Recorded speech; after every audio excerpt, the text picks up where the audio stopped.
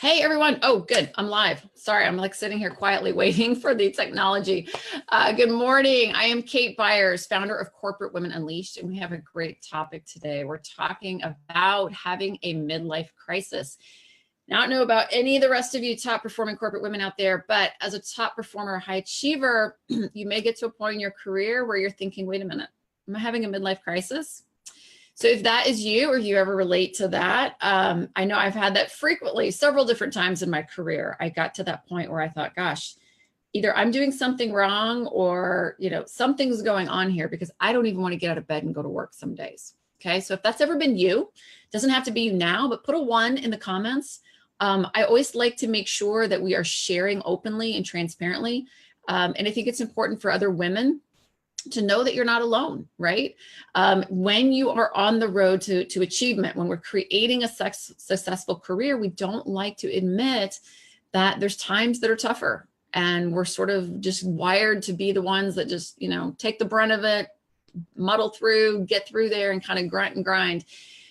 And that's just not the case, guys. We are actually on this earth to survive and thrive and have beautiful lives of well-being.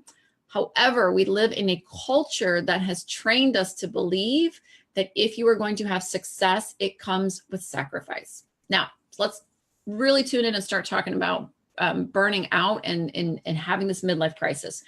What we find over and over again for women, and sometimes it's in your 30s, but usually right around age 40, and it just tends to be because by the age of 40, a lot of us tend to be either married or in a relationship or looking for a relationship, right? And we're sort of focused on more of the connection part of our life, our loved ones, and having those relationships. We may have children at that point. You may have elderly parents. You've got more on your plate is my point, right? So usually around the age of 40, you're kind of looking around going, there's a lot on my plate. And there's this amazing career that you've built, that you've worked so hard for, that you've sacrificed for, that you've kept your head down, and you've built and built and built. And all of a sudden you're like, when does it get good? Why do I not want to go to work? Why am I not sleeping at night? Why am I coming home to a bottle of wine? And a bottle of wine is my comfort at the end of a long day, right? For a lot of women, this could be creating some strain on your relationships. If you're single, it could be preventing you from actually finding a quality partner. I know that was a big issue for me for a long time before I met my husband. And so what can happen is you really do feel like you're having a midlife crisis because nothing's working, right?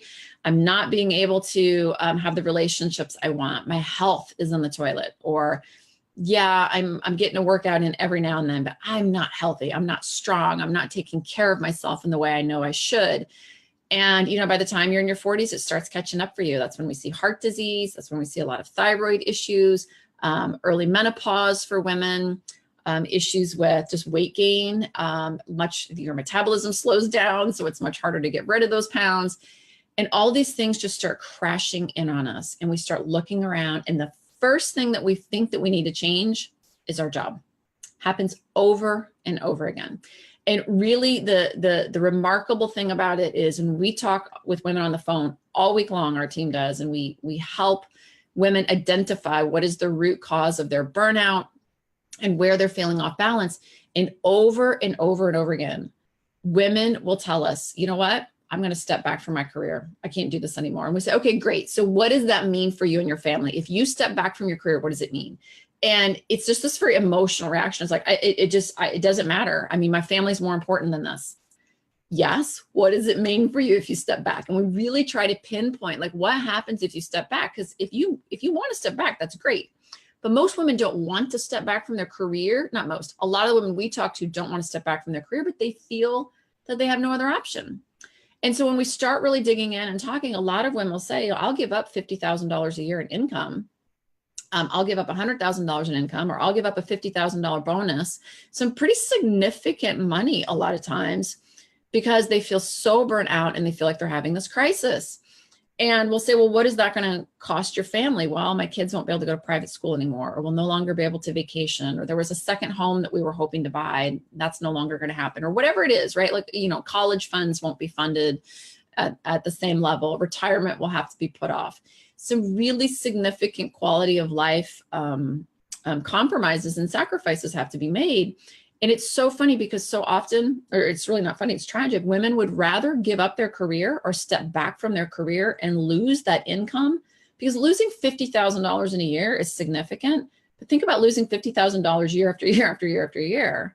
You know, over a 10-year career, that's 10 more years, that's $500,000. That's significant. Over 20 years, that's $1 million. I mean, that's a lot of money that you're saying goodbye to.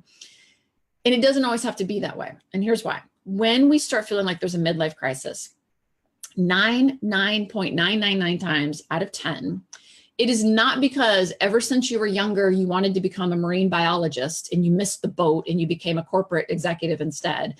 And God, if you could just become a marine biologist, you'd be so happy. If that's you, go be a marine biologist. Believe me, that is what you need to be doing. But typically when women come to us and they say, I'm having a midlife crisis, it's not because they have this other thing that they really want to do. They're just not happy in their career. They're not thriving. They're barely surviving. They're exhausted and they're uninspired. Okay. So if that's you, what's going on is that you're not having a good understanding of your needs. And it's okay, because no one's ever taught us this, right? No one teaches us as kids that we actually have biological and psychological needs that we need to meet. We've heard of Maslow's hierarchy of needs, but that's not what we're talking about. It's not a hierarchy.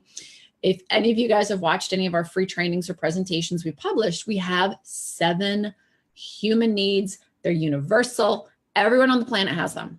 And what happens in our first world culture is that we ignore typically 4 of those needs, and we always focus on 3 of them, okay? And when you do that over long periods of time, it doesn't mean that the other 4 are completely depleted. It just means they're not getting the attention they need. You are going to burn out. You're going to become disillusioned. You're going to become ornery, anxiety, depression, mood swings. There's a lot of mental health issues that we see. That is going to happen because you're simply not keeping your cup full. Now, keeping your cup full as a woman does not mean that you need to carve out more time for yourself, because this is like the age old, conundrum. It's like, Kate, I have no time. How am I supposed to put more time into myself? It's not about putting more time into yourself. It's what you're doing with the time you already have, and understanding that you need to be optimizing your needs and meeting your needs at a really high level. So for a lot of women, it's just choosing something else to do for leisure. Like one of the things a lot of our clients will do is they'll come in to work with us and they'll say like, oh, Kate, the only thing I do for leisure is once a month I go get my nails done, or, once a month I get a massage, let's just say. And I'm like, okay, wait, 1 hour massage once a month is never going to be enough leisure, but leisure can actually be built into every day. Leisure can be built into, reading a book when you're at the doctor's office and taking 15 minutes. And it doesn't feel like leisure in our society's version of leisure, which is like, oh, we took a big long vacation and we sat on the beach and read a book for 7 days straight. But what your body psychologically and biologically needs is just that. It just needs a few minutes every day where you can escape into some flow, have some rest. It might be, if you're like a mom with young kids, it might be a nap on the weekend. That might be what you need to keep your cup full. But we don't count that as leisure because it's a nap. It doesn't sound as attractive as going to, a wine night and a pottery night with our girlfriends. And so what we really start seeing with a lot of the women we work with who are, either executives or they're just high performers, or really what we want to call like someone who's very focused on success, like their career is constantly coming first. So the reason you're having a midlife crisis isn't because it's time to necessarily change jobs or change careers, or you need to do something all that radically different. A lot of times you just need to fill your cup. You need to get your needs met. So think of it this way, it's the old oxygen mask story, right? If you don't put your oxygen mask on, at some point, you're going to faint, and everybody else around you, you can't help anyone else around you. And so as women, we are so famous for doing this, right? Like we're always nurturing, caring for someone else, taking care of our team in the office, taking care of our leadership, taking care of our family, our loved ones, whatever. Or not doing enough for ourselves. And one of the very first things, we had this amazing client, it was about a year ago, maybe a year and a half ago.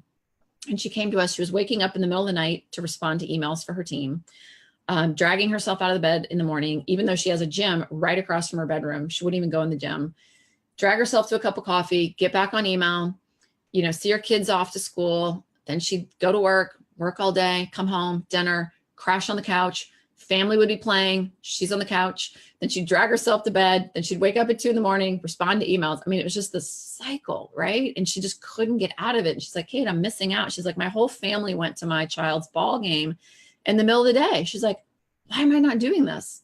And she goes, I think I'm having a midlife crisis. And I said, you're not, you're just not doing anything for you. And so one of the assignments we gave her, like the first week she was working with us, is we said, we want you to go find something fun to do for yourself.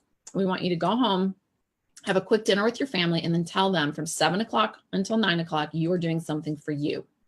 And she's like, I don't know what to do. I haven't done anything for myself in such a long time. And guys, you know, I'm kind of joking, but it's so common. I didn't know for a long time. If I had 5 idle minutes, I was like having to talk on the phone or respond to an email or surf the web. Like I didn't know what to do with myself. And this is why we're burning out, because if you're a high achiever, you are wired to be doing, acting, doing, like we love to do. And so we told her, we said, okay, well, your assignment then is to either take a bubble bath or get a glass of wine or read a book or do all 3.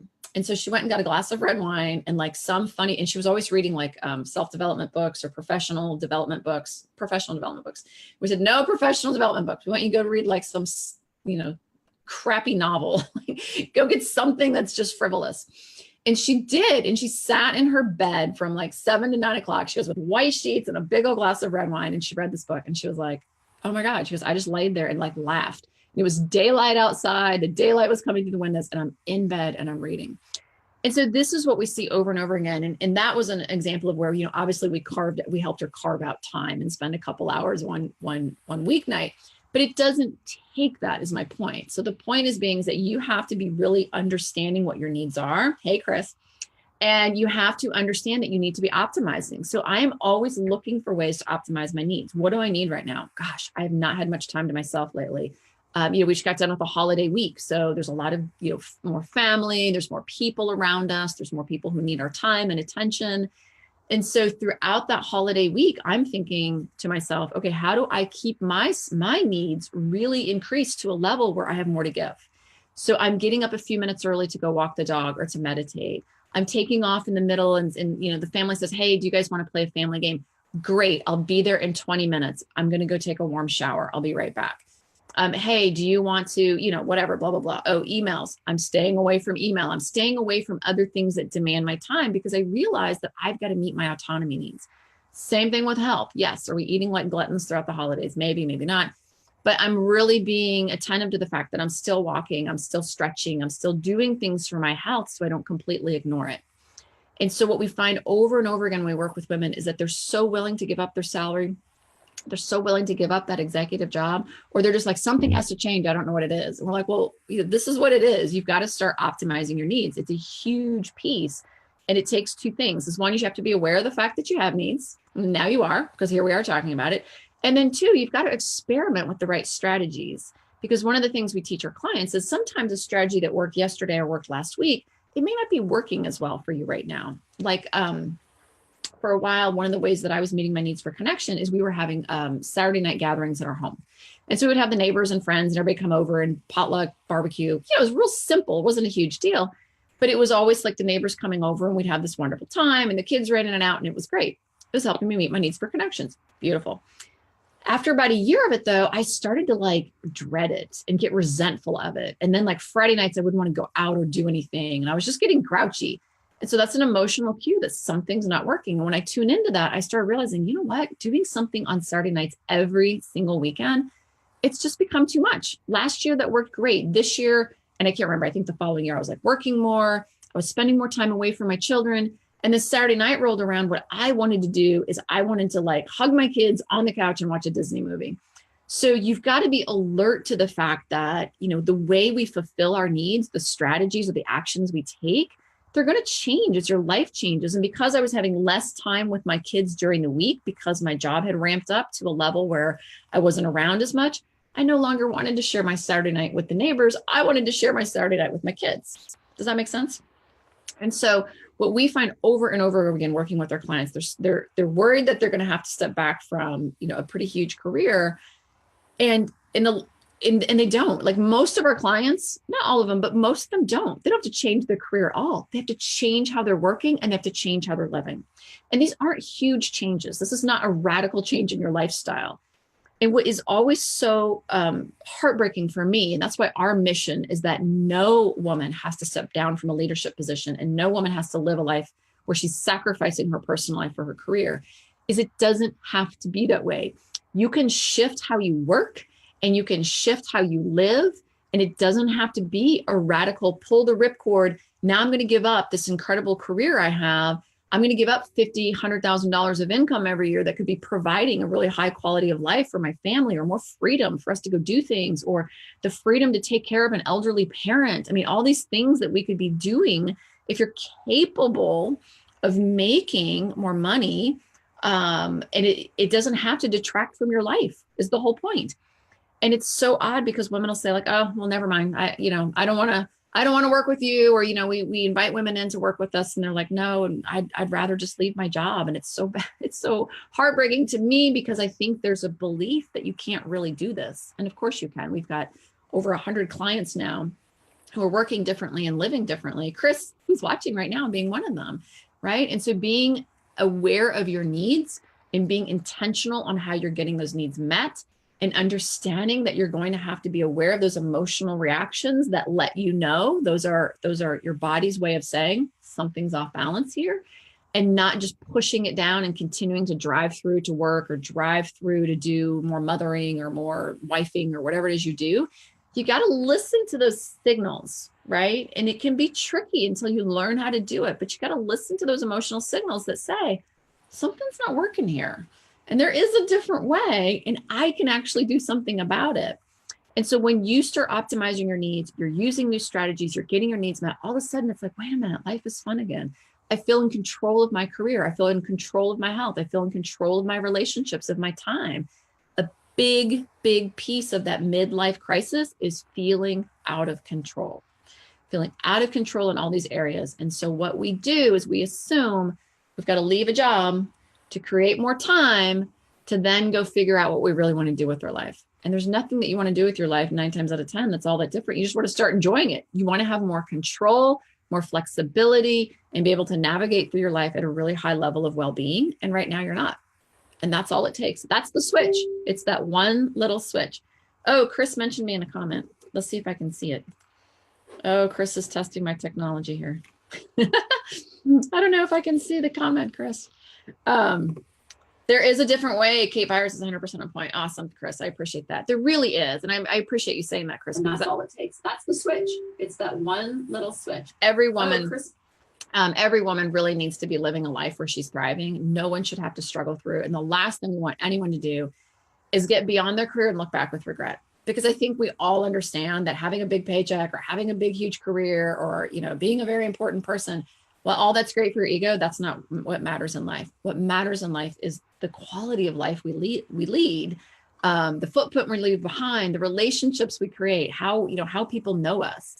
But that does not have to be a trade-off in having a career where you're an important leader, you're someone who's able to make a difference, you're able to command a salary that really can make a difference for you and your family, as well as the imprint you leave in the world. I mean, that's one of the fun things is when you start creating a salary or wealth for yourself, that not only are you taking care of your family, you can start taking care of others, right? Like one of the fun things our family has is really doing things where we're able to donate not just our time, but also our funds to help other people have a leg up in life and get to a place where they've got a better foundation. And that's just another piece of that enormous impact you can have as you move up through the corporate ladder and get to a place where you're able to share. So I hope this has been helpful for you all. I just want every woman to know that if you're at a place where you're feeling burnout, if you're at a place where you feel like you're having a midlife crisis and you are, a rising executive, someone who's super successful, a high achiever, chances are you are working in a fashion that needs to be updated, and we can help you do that. It also means that you've really got to understand how to keep yourself at a very high level of well-being at all times. And it's actually fun when you start doing it and you can start recognizing it. And it's something you can teach those around you as well. But when you are performing at peak levels in all areas of your life, when you are keeping your well-being balanced and when you are keeping that cup full, that midlife crisis just melts away. We see it over and over and over again. It's not a new job. You don't need a new job. Nobody needs a new job unless you really have a passion to do something else. Totally get it. But it's not about a new job. And so I hope everyone realizes that. So again, book a call with us. Again, if you're an exec or a high performing woman who wants to stay in their career, but you got to get rid of the burnout and the midlife crisis feeling, we'll be happy to talk with you and see if we can help, or if not, get you a game plan. Awesome, guys. Thank you for being on this broadcast. I think it's an important one. It's certainly an important one to share. So if you know someone who has said, I think I'm having a midlife crisis, I'm so burned out, I'm scared that, I'm not living my best life, but I don't know what to do. I feel like I'm in this gilded cage and I'm trapped. Please share this with them. Just tag them in the comments. Feel free to leave a question, even if you're watching this as it's recorded. We always try to come back in and answer those questions. And thanks for being here. I'll see you guys again later in the week. Bye.